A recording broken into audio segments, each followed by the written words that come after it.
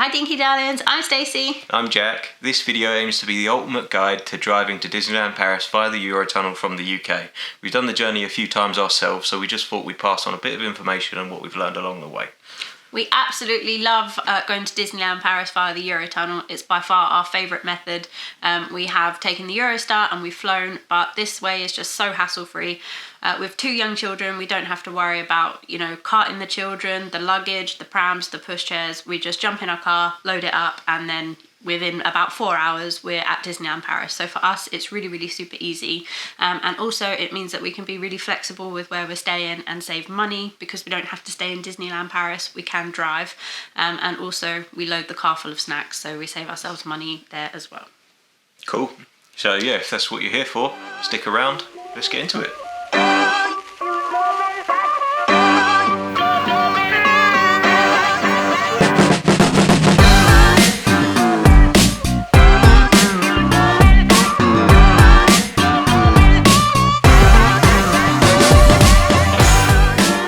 First off, before we get started on any of the serious stuff, it's just a quick note to say that all the information we're about to give you is correct at the time that we're making this video.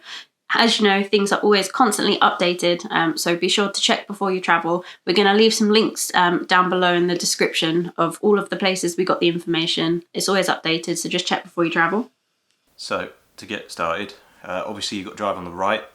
If you're going with kids, which I assume you are because you're watching our videos, anyone under 10 has to ride in the back of the vehicle. It doesn't matter how tall they are, how much they weigh, whatever.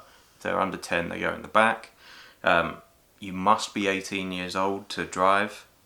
You need to have a full driving license and you need to have it on your person to show whoever might need it at the time. Yeah. Speaking of which, you'll also need to bring with you your V5 vehicle documentation to show that you're the registered keeper owner of the car. If you're renting a car, then I believe it's a VE 103 that you're going to need, but if you're renting a car, you'll have to look a bit more into that. Little detail on the vehicle registration document. Probably wouldn't leave it in the car overnight. I'd keep it, I'd assume it was the same as your passport, so if you leave it in your car and your car gets stolen, for example, they've got proof of ownership of your car, so it's just one of those things. And also you're going to need your car insurance, so we've all got car insurance, hopefully, but give your insurers a call, let them know where you're going, and just make sure that you're covered for that or get some additional cover for when you're out there. It needs to be European cover and fully comprehensive, and you need to have proof of this with you, so be it just an email that confirms from your company that you've got it, or if you've got any paperwork, take that, but just any proof. Yeah, cool. You also need a UK sticker to go on your car. I believe it needs to go towards the rear of the car so it's visible. It can't be a GB sticker because that's not valid anymore, so just bear that in mind. If you're rocking around with a GB sticker and you're like Britannia rules the waves, doesn't anymore. You've got to have the UK one going. Since August 2021. August, right? Yeah, it's the same for your license plate as well, so that has to say UK.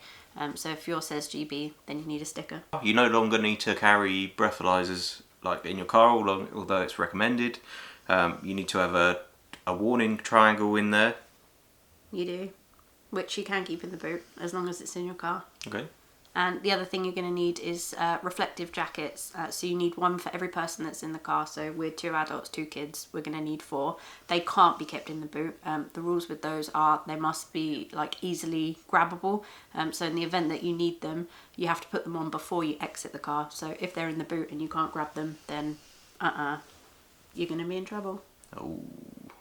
The other thing you're going to need is your headlamp beam adapters, and you're going to need to fit those. We normally just do it when we're on the Eurotunnel.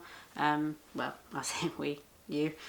So you're going to need those. But if you do have a more of a modern car, it's always just worth looking whether you can change the setting within your car, and then you won't need them. But if not, buy them. Okay.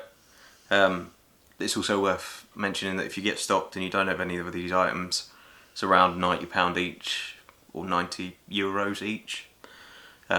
For each item missing, so it's not like a slap on the wrist and you'll go. You could get fined for it, so just pay attention.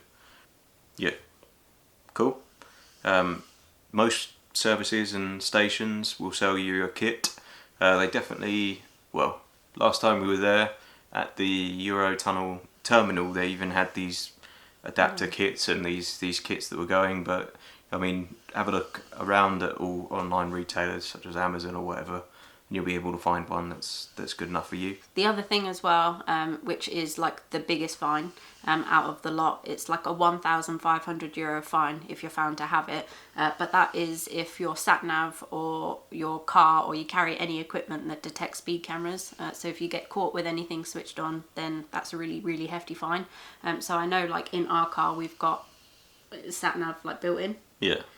So we're going to need to turn that function off because otherwise we risk getting fined. And then just some other things which aren't legal requirements, but it's just worth thinking about taking. So obviously you're going to need your passport, which I have those anyway.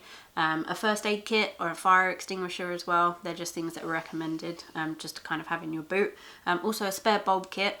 So it's not a legal requirement. However, if your bulb blows on the way, unfortunately, it'd just be one of those things, but you'd have the means to change it, so you would avoid any kind of fine or like penalty if that's something that you've got. The other thing is breakdown cover. So again, it's not a requirement, but should you break down, that's going to be pretty costly, so it's worth just making sure that's in place before you go. You mentioned about the breathalyzers. They're not a requirement, but most kits seem to have them, but by all means just take them if you want them. And the clean air sticker, that's not something you're going to need if you're just going from Calais straight to Disneyland Paris. You don't go into the zone, but if you are driving and you're going to go off and you're going to detour closer to Paris or France, then you will need that. That pretty much covers all of the legal requirements and just other considerations. So if you've got any more questions, then drop them in the comments. Yeah, drop them in the comments or go to those websites that are there, because they're like really useful. Yeah, and again, I'll reiterate that this is correct at the time of recording. Go and check it out for yourself, because I'd hate to be the reason you get a £1,500 fine. Also, this is your last minute reminder to get the pick-a-mix. Pick-a-mix is an essential part of the trip, so don't forget to order them so that they're in time and you can enjoy them. You're welcome. So well done, you've made it this far.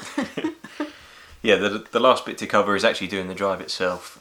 So we'll start off in the UK. It's really easy to get to, so you'll be driving along the M20 and it's literally just a slip road, and you're at the entrance of the Eurotunnel. Mm-hmm. So the first thing you do is you kind of like approach the gates, and then presuming that you've booked, the booths will like recognise your number plate, and your information will come up on the screen. Mm-hmm. And you'll just be asked to confirm the passengers in the car and your vehicle type, and then sometimes if you're early and there's room, it'll offer you the chance to take an earlier train. Yep. Which you can do. We've done it before. Yeah, I would just bear in mind that it takes a little bit of time to get through security and things like that. We've taken, I think it's about half hour, 45 minutes. Yeah. And you have to be 45 minutes prior to your departure is like when you need to go. But it wouldn't offer you that if you didn't think you could do it. Yeah. So yeah, once you've done that and you've confirmed everything, it will print you a ticket or a boarding pass, which you then just display on your mirror hanger. Yeah, your centre mirror. You put it up and like hang it over the bit as if it was like a new air freshener. Oh, it's super fiddly though. I managed to rip them every time, so yeah. Just be careful. But once you've got that will tell you your loading time, and it will give you like a number, so you know how you load and what you need to follow. And then once you've got that, you just drive on through, and then you hit kind of like a service area. So you can just park up and you can go inside the building. There's toilets, there's Starbucks. I think there's is it a Boots or a... No, it's a WH Smith. Yeah. Like a little AA shop with all of your last minute legal requirement things that you might have forgot. There's a duty free, and there's just like a couple of other food places. And they've got a dog exercise area. If you're taking your favourite pooch with you, which you can do, which you're allowed to, you have to go and register them there as well. Yeah. They've got like a little pet registration thing, which is cool if you've got kids. You can go and just park them outside and they just walk dogs up all the time, and they have a whale of a time. Well, assuming they like And the dogs, exercise area was so nice. We were convinced they'd had a kids area, but no, they only care about the dogs. Yeah, literally have a play area for dogs, but not kids. So, yeah. What gives Eurotunnel? What gives? Yeah. But yeah, inside the building and outside, there's like loads of boards, just like the ones in the airport, and it will let you know your time and how you're doing, and it will tell you when you're being called to board or load onto the train. So just keep an eye on those, and then when it's your time, it'll give you a number. It's a number, isn't it? Like a letter or a number. It's a boarding group, yeah. A boarding group. Yeah. So just follow the information, and then you can't get lost. It's all like a one-way system. Yeah. Then you hit 2 passport checks. So you have the UK passport check and the French passport check. Just checks. Yeah. There's also potentially a security stop there as well, where they can put you off to one side and then do a search of your car or whatever if they Suspect you look shady. Yeah, I think they do it randomly, but I've obviously got one of those faces that says It's never happened to us. Yeah, it has. When? They swabbed us. Oh, they did, didn't they? Yeah. Just like the outside of the car there. Shh, you're not meant to tell them. No, that was weird. Hashtag insider info, right? Dig in detail. If you were gonna take drugs, they don't really look. They don't care. Just this is family friendly. Yeah. Okay. So once you get through the security area and you get through the passport control, you'll get to like a boarding area. There's loads of this is where it gets a little bit confusing with lanes as well, because there's lanes that are for like medium-sized vehicles, lanes for the larger sized vehicles, and then there's lanes for like the Flexi Plus passengers that have paid a little bit extra to have a little bit special treatment, but end up in the same place. But also, it's not really a problem if you just read the signs and know what you're driving. And once you're there and you're waiting in that loading area, you just kind of like park your car, and I wouldn't say it's like safe particularly to get out and let your children run around, because there's just cars all around you, but there are toilets and there are vending machines. So if you do need anything before you get on the tunnel, you can do that. And yeah, once you get from the sort of holding area or boarding area or whatever it is, drive down onto the train. The initial bit of getting on that train is like, it's tight. Like it's. Am I gonna fit? Am I gonna fit? Yeah, it's a bit sketchy, but if you're paying attention, you should be alright. Just take it slow. No one's gonna moan at you because you're driving so slow. You'll be alright. You literally drive from there down the centre of the train. You either go top deck or bottom deck, depending on where you are in the list, and then you'll be guided up to the back of the car in front of you, and then that's where you stop. Yep. I believe it's engines off, handbrake on, and windows open. Yeah. There you go. It's almost like you work for them. Yeah. So, I don't, by the way. And once you're there, there are some like small windows so that you can see outside until you're in the tunnel. And you like just stay in your car. Once you get going, you can get out of your car. There are toilets, but we wouldn't really recommend it. It's probably not the safest of things to do unless you absolutely have to. Yeah. But whilst we're inside the car, like if the children just want to get out for 5 minutes, then Stretch their legs, yeah. Then we let them, or we just like bring them into the front with us and pretend that they drive. Yeah. Anything that entertains them for 5 minutes. Yeah, and then before you know it, you're in France. Essentially, Yeah. I think it takes about 35 minutes. 35 minutes, and then remember when you get there, you're an hour ahead. Yeah. So bear that in mind, and also drive on the right. Drive on the right. So once you're there, you just get loaded off kind of the same way that you get loaded on, and then you're literally free to go. You're in the open world at that point, and it gets real. That's when you really have to remember that drive on the right. Yeah, but before you kind of like hit the main roads, you're kind of, in the safety of the Eurotunnel, one lane bit, just to get yourself used to it. There is like a petrol station just before you leave, so if you need petrol. There's also like lots of food, drink, toilets. There's like a little hot food counter there as well, isn't there? Yeah, and a sandwichy bit. If you want to get some snacks before you hit the road again, or if you need to top up on fuel. But at that point, you're in Calais. You literally come out the Eurotunnel onto the motorway, and then it's essentially motorway all the way down. Yeah, that's it, you're done. Bam, get driving. And then I think once you're on the A26, your next stop will be the services. There's services and things roughly sort of every 20 kilometres, but they're split into different bits. It's not like in the UK, they're not all going to have a McDonald's and a Greggs and a petrol station in even. Some of them are just picnic areas, so it is well worth looking ahead of time to say to yourself, I think we're going to stop here. Our favourite one is this one. This one just here, which is just south of a little town called Villas. Let me just drop a little guy here so we can have a quick look at this. Whoop. And then you'll drive up the motorway or auto road coming up here. You see that they've got this little these dotted lines on the floor, which means that there's going to be something coming up.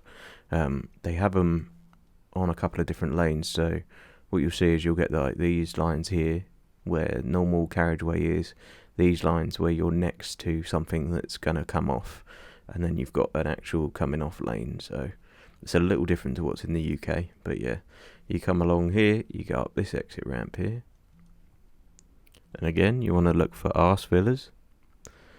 To pull off here, you pull up here, you go into the left, you go into the car park. It instantly starts snowing. Oh, I hate it that it does that. And then you park in any of these bays here. It doesn't really matter. The building's over here on the right.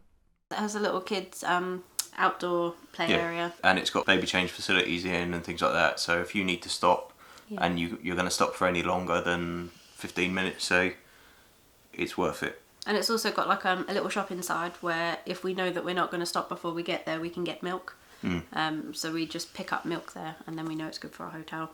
So opening up the route that we were going to take, you're currently up here in Calais. Your next bit from there will be to pick up a toll station. It'll be somewhere along the A26, this part of the route here.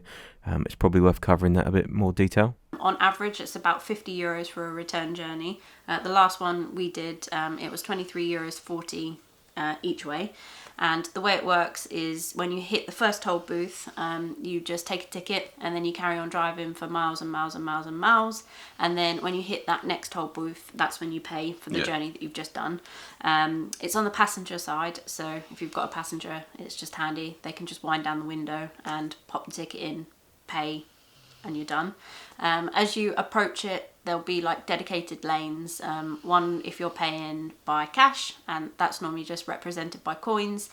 You'll see like a little card symbol, so if you're paying by card, which we do, it is just a boop, and we pay using that.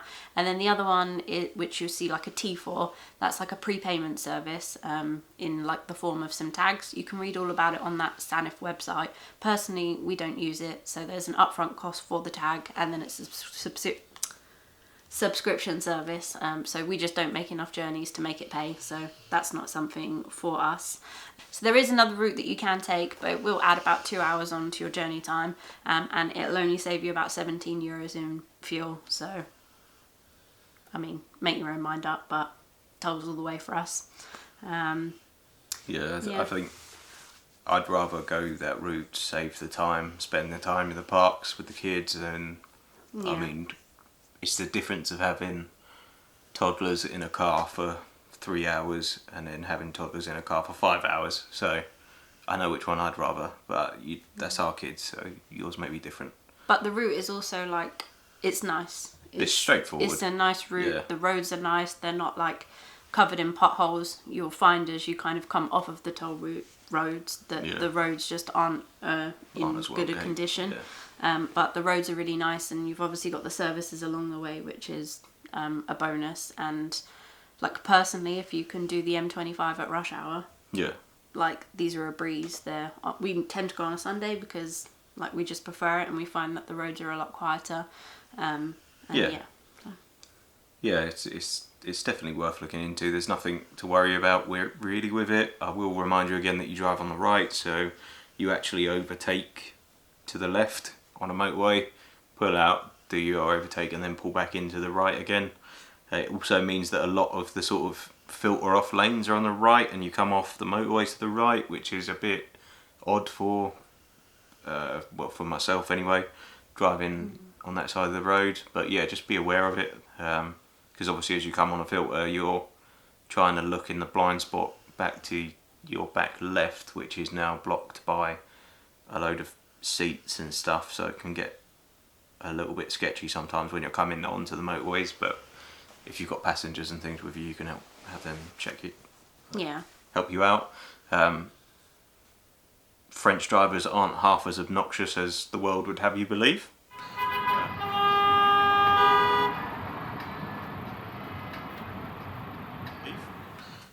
There's a lot of courteous people out there, and like they cut you a bit of slack. So yeah, just take care. And it seems that you get so much more notice about people coming on and about coming off as well. So it just it almost feels a bit easier than it does driving in the UK. Yeah, you'll technically be able to see it because they actually actively change their speed limits when they get near merging points as well. So you get near a merging point, it'll drop from 130, was it? Yeah.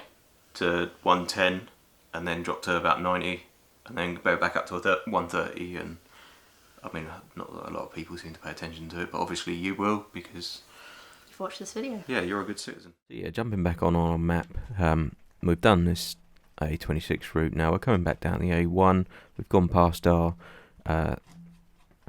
arse villas, little service stop, and then we're heading further south. Eventually you'll get down to a point where you get to the like Charles de Gaulle airport. This is really crazy because you basically drive underneath the runway there. Yeah, it's pretty cool.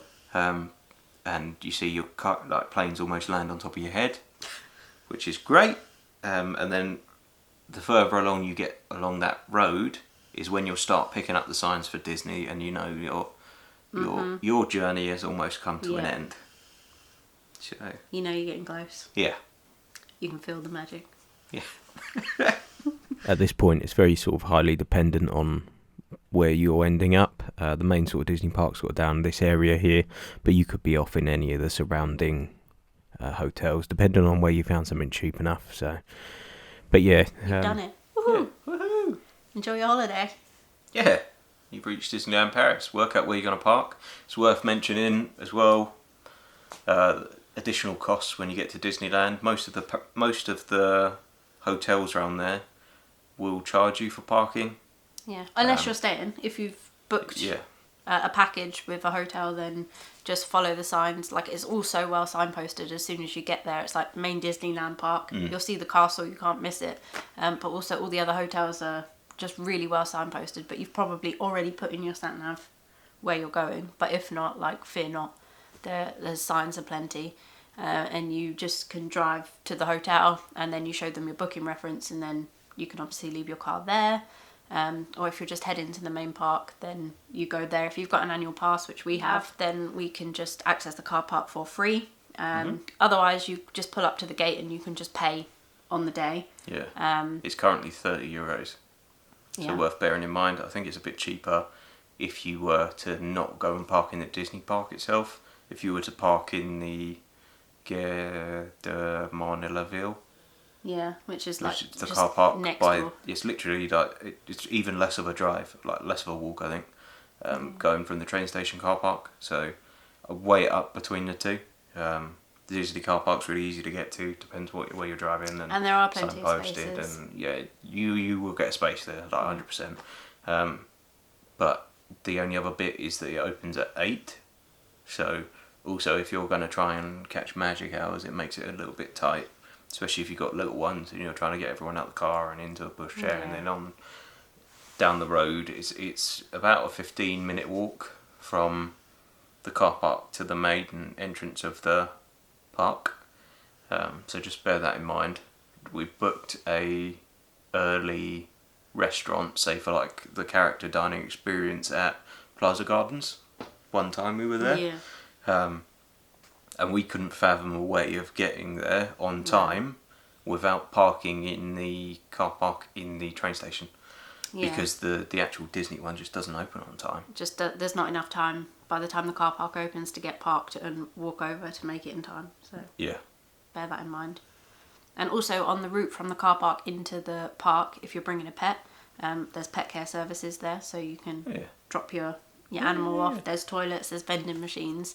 The like travelators aren't working at the minute, so it is a bit of a walk, but a magical one at that.